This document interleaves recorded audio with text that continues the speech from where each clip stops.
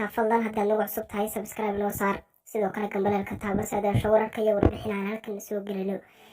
daawadayaal kusoo dhawaada muuqaal gaaban waanu kaga hadli doono xiriir ama aroos ayaa ka dhexeeya arrimaheena iyo genyada madow. cumar maxamed xaaji arrimaheena waa wiil youtuber ah, waxa uu ka dhashay magaalada muqdisho. waxa uu sheegay arrimaheena inuu waxbarashadiisa kusoo qaatay markacadde ilaa dugsi sare laakiin aanu wax jaamacadaha uusan gelin. haddaba maxaa ka jira arooska guurka arrimaheena iyo genyada madow? haddaba dad badan ayaa maalmihii ugu dambeeyey lahaa arrimaheena iyo genyada madow ayaa aroos ah, iyadoona taasi ay keentay kadib markii dhowaan genyada madow ay kasoo muuqatay guriga ilmo xaaji. haddaba arrimaheena ayaa ka jawaabay in jacayl ama aroos uu dhex maray gabadha lagu magacaabo genyada madow. laakiin anaga xaggeena wax maaragtay oo dadka ay ugu xamalayaan waxba ay sheegaan wax ka jiro ma jirto.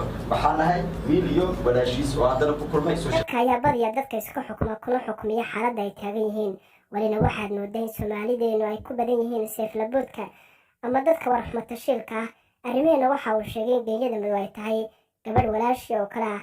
haddaba walaal macaan, haddii aad channelkeena ku cusub tahay subscribe noo saar, sidoo kale muuqaalka leesaar siina sheergaree wala wadaag asxaabtaada waanaad ku mahadsan tahay daawashada muuqaalka.